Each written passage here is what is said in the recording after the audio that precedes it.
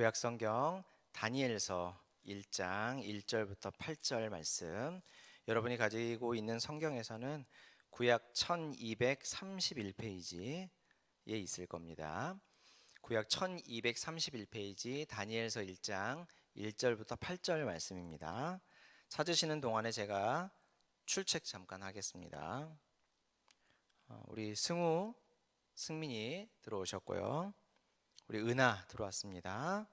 우리 예담이 들어오셨고, 우리 송민호 선생님 들어오셨고, 강영미 선생님 오셨고, 우리 송옥일 부장집사님 들어오셨습니다. 맥스보이 민준이죠, 민준이. 네, 맥스보이 민준이 들어오셨고, 우리 천용이 들어왔습니다. 네, 또 들어오시면 여러분들 꼭 인사 남겨주시기를 바라요. 자, 다니엘서 1장 1절부터 8절 말씀, 여러분이 성경을 찾으시고 그 성경을 함께 이 시간에 한 목소리로 읽도록 하겠습니다. 우리가 현장에서는 함께 읽을 수 없지만 온라인으로 여러분 각 집에 방에 있을 때는 읽으셔도 돼요. 여러분의 비말이 우리에게 전달되지 않으니까 다른 사람들에게. 다니엘서 1장 1절부터 8절까지 말씀 저랑 함께 맞추어서 읽도록 하겠습니다. 시작. 유다 왕 여호야김이 다스린 지 3년이 되는 해에 바벨론 왕 느부갓네살이 예루살렘에 이르러 성을 에워쌌더니 주께서 유다 왕 여호야김과 하나님의 전 그릇 얼마를 그의 손에 넘기심에 그가 그것을 가지고 신할 땅 자기 신들의 신전에 가져다가 그 신들의 보물 창고에 두었더라. 왕이 황관장 아스부나스에게 말하여 이스라엘 자손 중에서 왕족과 귀족 몇 사람 곧 흠이 없고 용모가 아름다우며 모든 지혜를 통찰하며 지식에 통달하며 학문에 익숙하여 왕궁에 설 만한 소년을 데려오게 하였고 그들에게 갈대아 사람의 학문과 언어를 가르치게 하였고 또 왕이 지정하여 그들에게 왕의 음식과 그가 마시는 포도주에서 날마다 쓸 것을 주어 3년을 기르게 하였으니 그 후에 그들은 왕 앞에 서게 될 것이더라. 그들 가운데는 유다 자손 곧 다니엘과 하나냐와 미사엘과 아사랴가 있었더니 환관장이 그들의 이름을 고쳐 다니엘은 벨드사살이라 하고 하나냐는 사드락이라 하고 미사엘은 메삭이라 하고 아사랴는 아벳느고라 하였더라.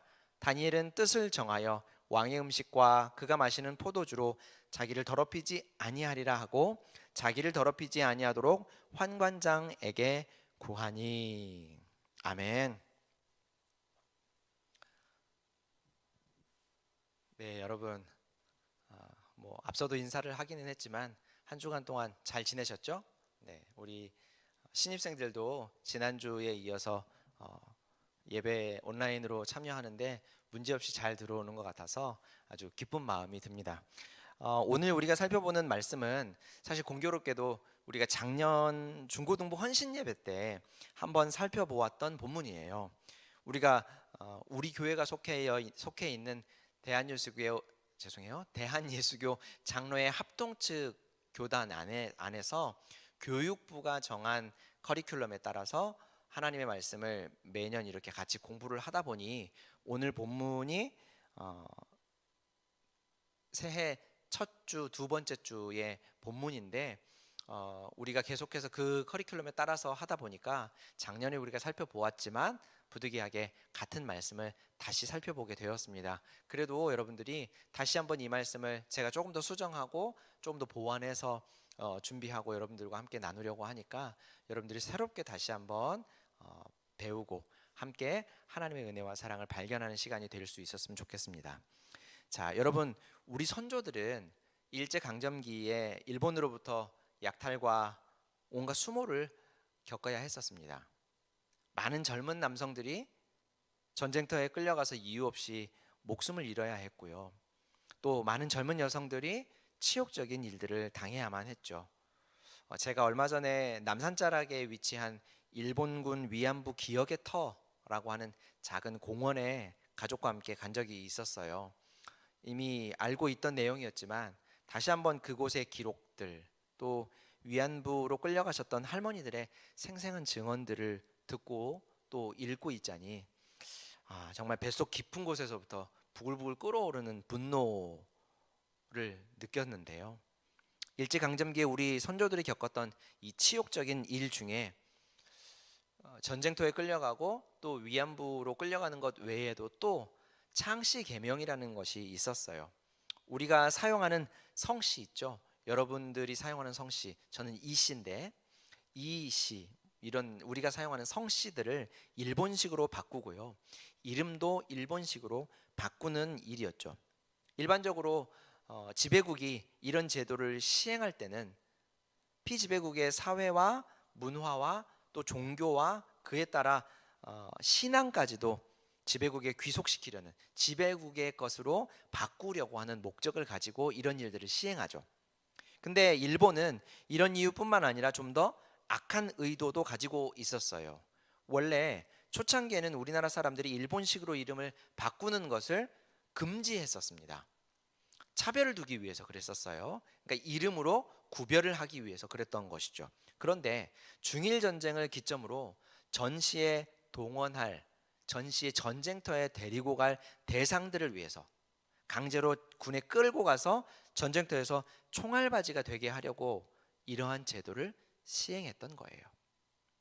그리고 여기에는 아주 굉장한 강제 조항들도 포함되어 있었다고 그래요. 창씨 계명을 하지 않으면 자녀들을 학교에 입학시켜주지 않았고요. 또 학교에 다니던 학생들을 정학을 주거나 퇴학을 시키기도 했다고 그래요. 또 이유 없이 불러서 호되게 혼을 내거나 구타를 하기도 하고 사회에서 일을 할 때 불이익을 주기도 했다고 합니다. 이런 이야기만 해도 정말 피가 거꾸로 솟는데 실제로 겪은 분들의 충격과 고통은 정말 말로 다 할 수 없었다고 해요. 자, 오늘 우리가 살펴보는 다니엘서의 배경도 일제강점기 시절 우리나라와 비슷합니다. 이스라엘이 남쪽과 북쪽으로 갈라진 후에 남쪽 유다 왕국의 18번째 왕, 오늘 본문에 나오는 여호야김이라는 왕이 왕 위에 오른 지 3년째 되던 해에 바벨론이라는 나라의 느부갓네살 왕이 예루살렘에 쳐들어와서 예루살렘 성을 포위했어요. 열왕기하 23장과 역대하 36장을 보면 여호야김이 하나님 보시기에 가증한 일들을 행하고 또 아주 악한 일들을 저질렀다라고 말해요. 아마 그래서겠죠. 하나님께서는 여호야김과 하나님을 섬기는 데 사용되던 성전의 도구를 바벨론 왕 느부갓네살에게 넘기셨다라고 성경은 표현하고 있습니다.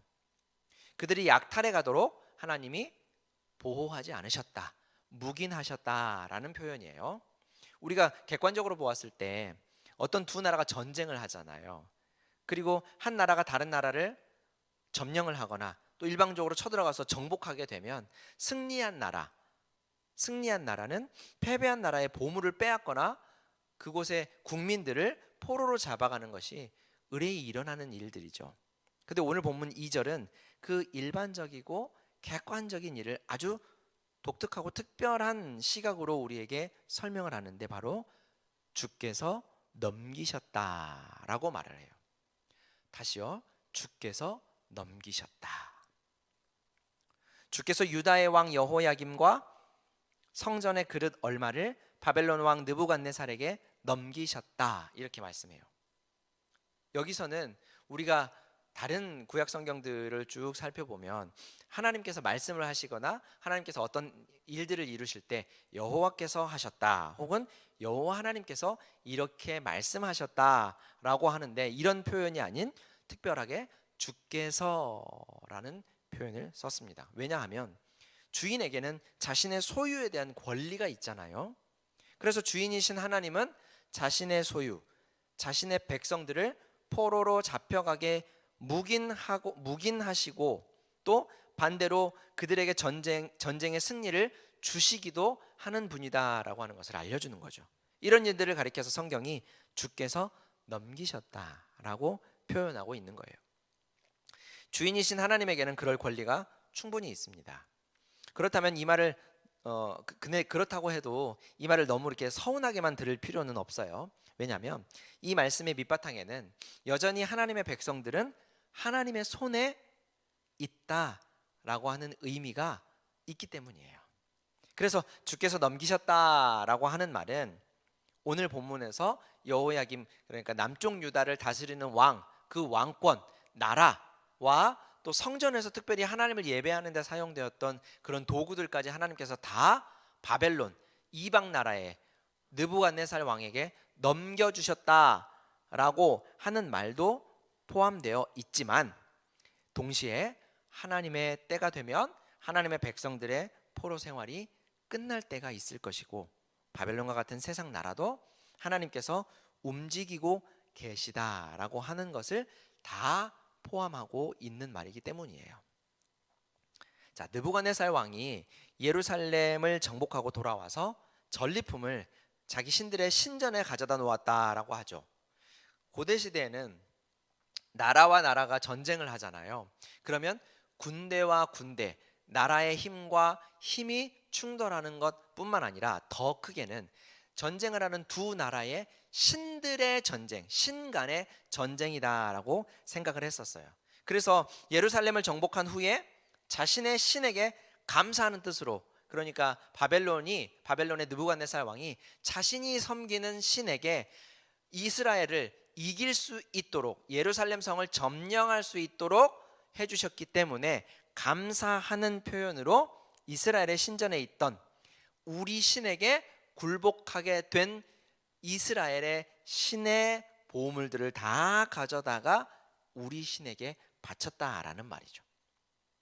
이와 같지는 않지만 우리도 감사한 일이 있을 때, 하나님께 감사한 일이 있을 때, 우리가 생각했을 때 하나님께서 우리를 돌보신다라고 하는 것을 경험했을 때 감사한 마음으로 헌금도 드리고 찬양도 하지 않습니까? 마치 그런 것과 같은 거죠. 자, 이러고 나서 얼마간의 시간이 흘렀어요. 그리고 바벨론의 느부갓네살 왕은 자신의 신하 아스부나스라고 하는 사람에게 이스라엘 자손 중에서 왕족과 귀족 몇 사람을 데려와라 라는 명령을 내립니다. 포로로 데려오라는 거예요. 그런데 이 포로는 아주 특별한 목적이 있기 때문에 그 포로로 데려올 때 아무나 마구잡이로 데려오는 것이 아니라 조건에 부합하는 사람을 데리고 오라고 한 거예요. 그 목적은 뭐냐면 왕 앞에 서게 되는 겁니다. 왕 앞에 선다라고 하는 것이 무엇일까? 바로 왕의 신하로 일을 할 사람을 데리고 와서 그 사람으로 키우겠다라는 것이죠. 이들은 왕의 신하가 되어야 되기 때문에 흠이 없고 또 외모도 아주 잘생겼어야 돼요. 그리고 모든 일을 지혜롭게 처리할 수 있는 지혜도 가지고 있어야 하고 또 학식도 있어야 했습니다. 똑똑한 사람이 잘생기기가 쉽지가 않고 또 지식이 많다고 해서 다 지혜로운 것은 아니잖아요. 그런데 이 모든 것을 다 두루두루 겸비한 사람은 결코 쉽지 않을 텐데 이런 사람을 데리고 오라고 했어요. 근데 한 가지 문제는 이런 사람을 찾더라도요, 그들은 어쩌면 왕에게는 소위 독이 든 성배일 수가 있거든요. 무슨 말이냐면 이런 사람들, 지혜도 있고 지식도 있고 외모도 잘생기고 그래서 모든 것들이 정말 남부러울 것 없이 다 갖추어져 있는 사람들은 잘 길들여지기만 한다고 하면 왕에게 아주 큰 도움이 되는 사람이 될 수 있겠지만 그렇지 않다면 오히려 왕에게 이후에 큰 위협 요소가 될 수 있기 때문이죠. 무슨 얘기인지 아시겠죠? 왕의 임무를 맡은 이 아스부나스라고 하는 사람은 왕의 명령을 아주 잘 수행했어요. 그래서 왕이 제시한 조건에 부합한 소년들을 잘 데려왔고요. 그들 중에 우리가 잘 알고 있는 다니엘과 세 친구들도 있었습니다. 사실 왕의 명령을 수행한 아스부나스도 그의 이름을 살펴보면 그는 바벨론 사람이 아니었고요. 성경에서 바사라고 얘기하는, 그러니까 고대 페르시아 사람의 이름으로 추정이 돼요.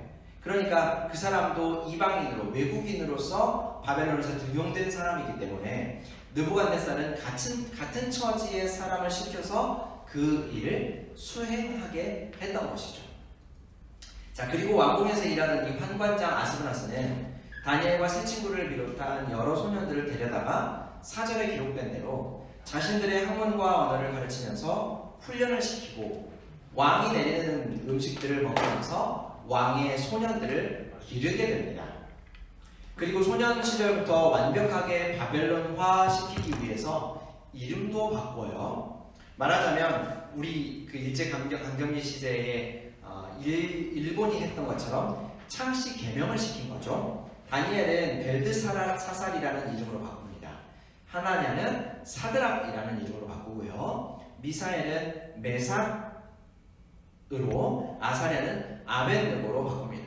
재미있는 것은 우리가 다니엘의 세 친구 이름을 외울 때는 대부분 그 바벨론식 이름으로 기억을 하잖아요. 사드락, 메삭, 아벳느고, 이 이름이 하나냐, 미사엘, 아사랴보다 더 익숙하니까, 그렇죠?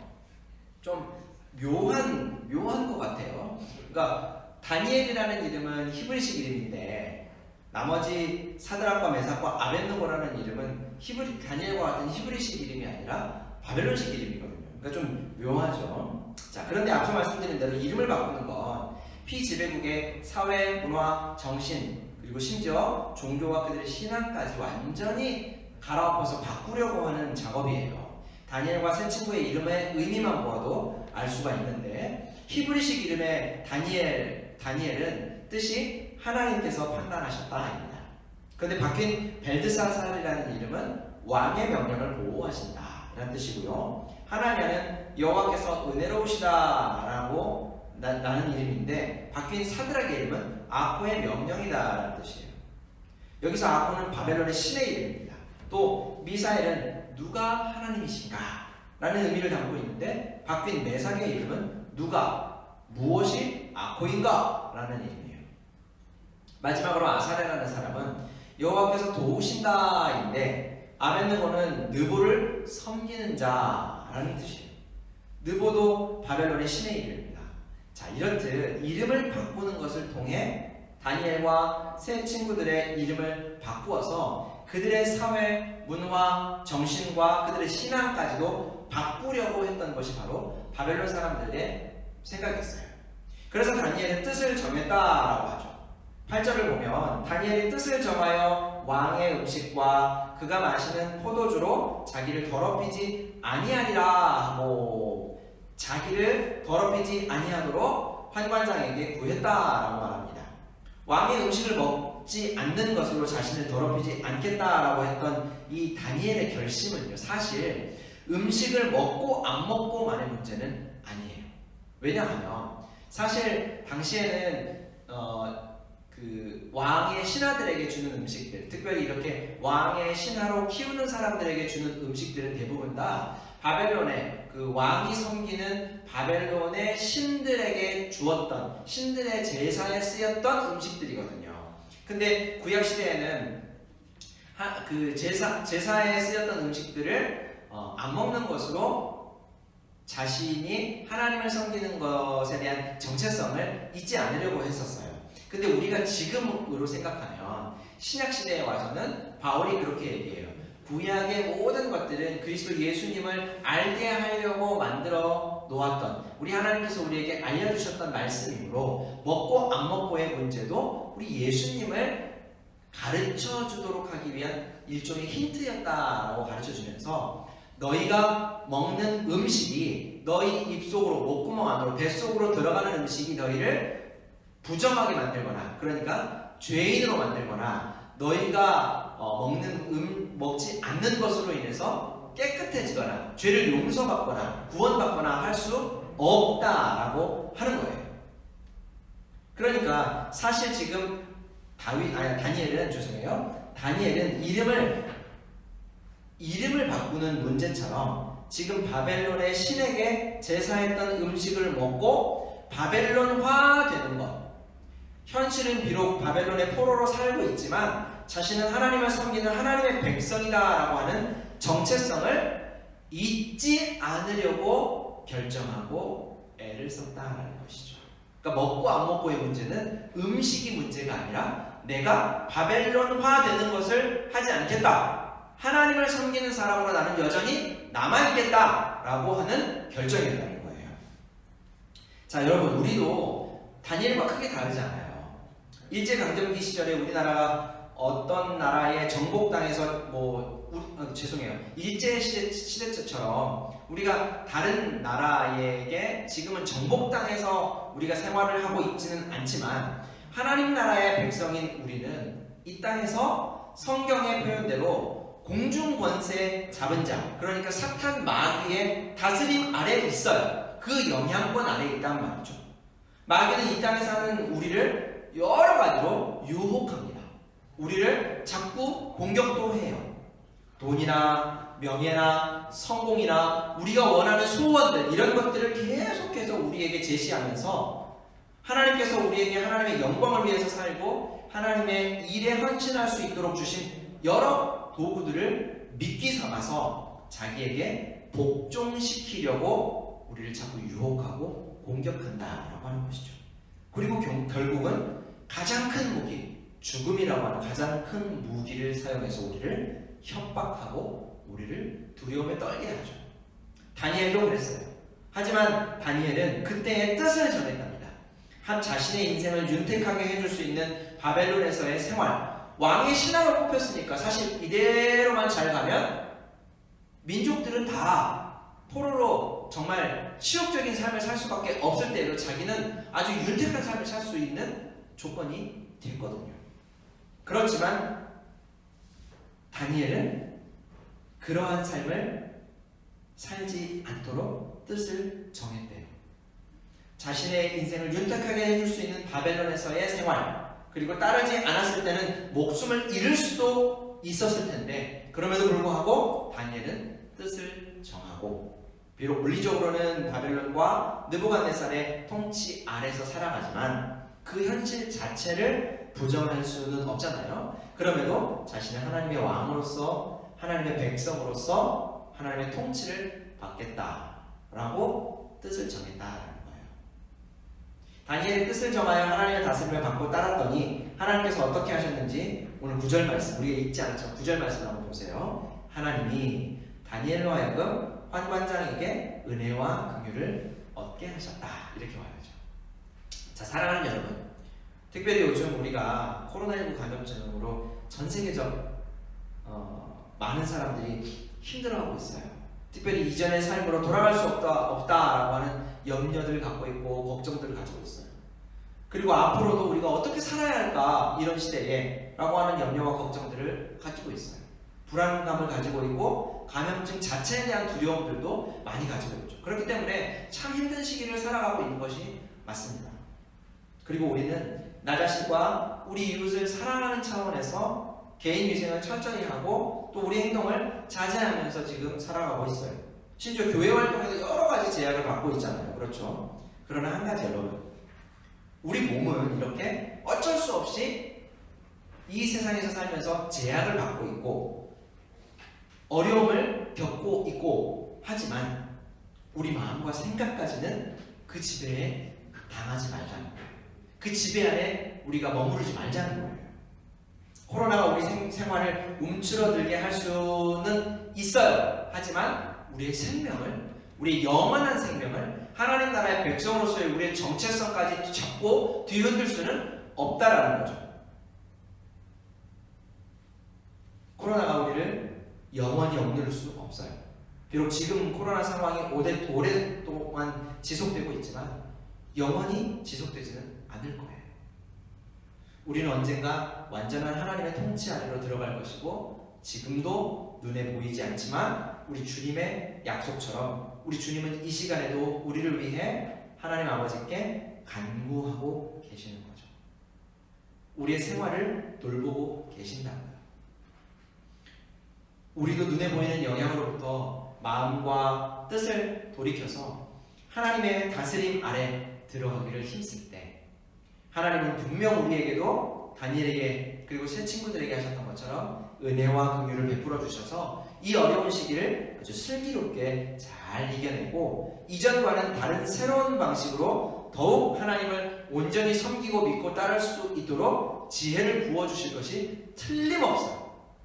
사랑하는 주보동부 여러분, 그리고 같은 마음으로 예배하는 여러분들, 코로나를 비롯한 세상의 여러 위험과 유혹들이 우리 육신과 우리 생활에 큰 영향을 미치고 있습니다. 예배 시간조차 자주 바뀌기도 하고 또 우리가 함께 모이지 못하게 되죠. 하지만 하나님을 향한 우리의 마음과 생각과 하나님을 향한 우리의 믿음과 사랑까지 그 지배 아래 있도록, 그 지배를 당하도록 가만히 있지 말자고요. 다니엘이 뜻을 정하여 하나님의 통치 아래 있었던 것처럼 우리도 하나님의 통치 아래 있으면서 우리 생활은 비록 움츠러들 수밖에 없는 상황에 놓여 있지만 우리 하나님을 향한 믿음과 사랑만은 더욱 키워가자고요. 그러면 우리 하나님도 다니엘에게 하신 것처럼 은혜와 공유를 우리에게 반드시 베풀어 주실 겁니다. 잊지 마십시오. 하나님은 절대로 우리를 떠나지 않으시고 우리를 모른 채 하지 않으셔요. 왜냐하면 하나님은 우리의 아버지이시기 때문입니다. 기도하겠습니다.